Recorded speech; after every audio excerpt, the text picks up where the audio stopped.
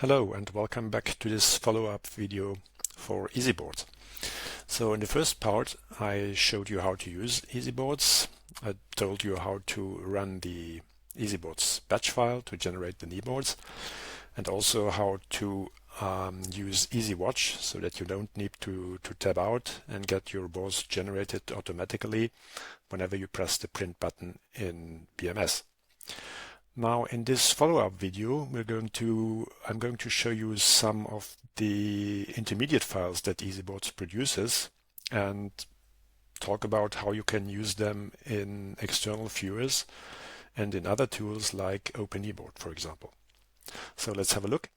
EZBoard actually generates some files in that briefing folder here, and as you can see there's a file for both the first and second page. There's an HTML file and a PNG image file. So the most obvious thing to do, of course, is just to open the HTML file in your browser, and there you'll see that you have the first page of your kneeboards. So this is, in my case, the last kneeboards that have been produced with BMS. As you can see, BMS is not even running here, but the files stay, so you can come back to them whenever you want. So that's the first page, and of course page 2 HTML will show you the second page. So this is already a very simple application for people who, for example, have multiple monitors and want to view their kneeboards on a separate monitor. They can just open these files and then tab through them in their web browser. Okay, now that's maybe not very interesting if you don't have multiple monitors, of course. So I'll show you another thing, which is the fact that you can also view these pages from a different device. I'll just close my 2 pages here again, and this time we're trying to view them from another device, and this can be done with EZserve. EZserve, when you click on it, actually first time you run it you need to open the Windows firewall, because this is actually a web server that is implemented here. So you allow it, and then it runs. And what it does, it is a web server, and it hosts the briefing folder directory over the network. So you can now go to any other device and open this URL here, where you put the address of the machine, and it conveniently gives you the address of the local machine. So I'll show you this here on the local machine, but this could be done from any device on the network. So what you do is you enter the address in this form, but then you have to choose the exact address of your machine. So I'm just copy pasting them into the URL field. Note the :8080 is very important. This is the port that is used by this web server. And then if you enter the address, you will be presented an index page, which is exactly the contents of the briefing folder. So you can just click on any of those files and then view your briefing in a web browser from any device on your network. Now I can't show you that in live here, but I have a little photo here where you can see that I've done it on another device. So in the background I have my computer monitor running the EZserve server, and then here in the foreground I have a little Android tablet where I did the exact same thing. I went to a web browser and entered the same address that I just entered in the browser, and so I can view my briefing on this tablet. Okay, so let's close that again. Let's close the web server. So the web server will stay active as long as this window is active. You can minimize it, of course, but as soon as you close it, it will stop the web server.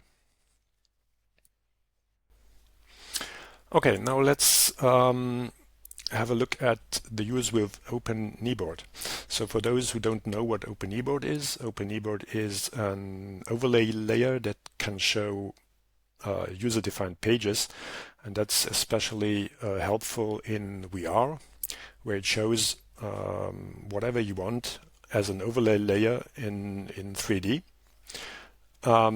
Again, I can't show you this in live here, but I have a little screenshot here where I'm in the jet, and here you can see there's a kneeboard page just hovering in front of me, and of course I have hotkeys to cycle through those pages, and there's also hotkeys for turning them on or off. So that's very helpful to have any kind of information when you're flying VR especially. So how does it work? Now, the thing is, we could just give that folder to OpenKneeboard, but it's not ideal because here you have mixed contents, and just OpenKneeboard would mix the different contents together, which is not ideal. So what EZBoard does by default is it also puts the PNG images into a separate folder, which is called images here. So when I click on here, you see that we have our 2 pages and only our 2 pages as PNG files. Okay, and so what we can do is just open OpenKneeboard now.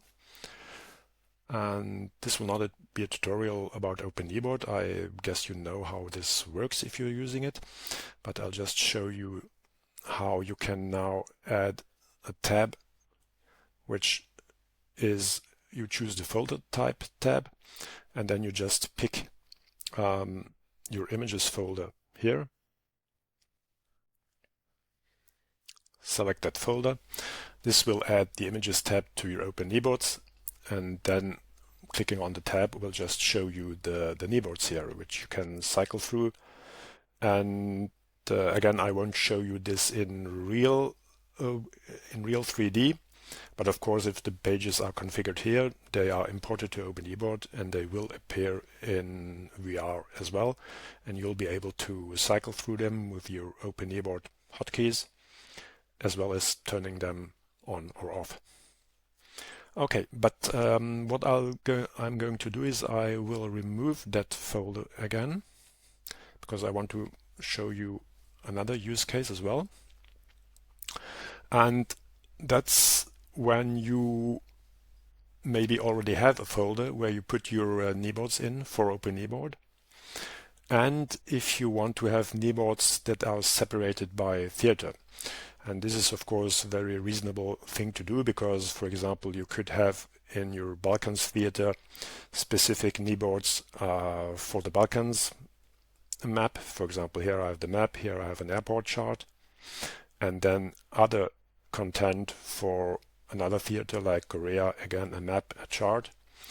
I've just done this for demonstration purposes.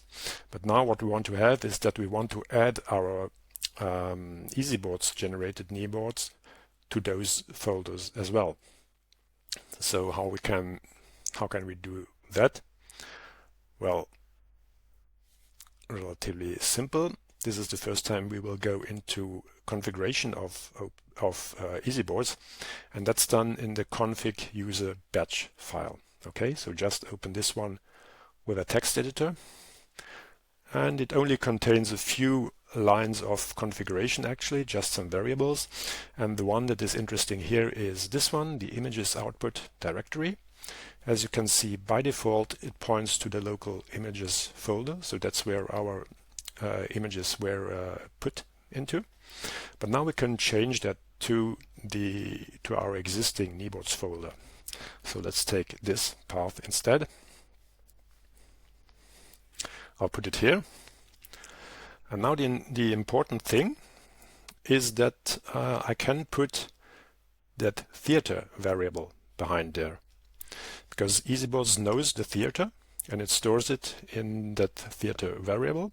So if I put this behind the path, then the actual path where the images will be put to will be dependent on the theater, and that's exactly what we want in our case. So I save this.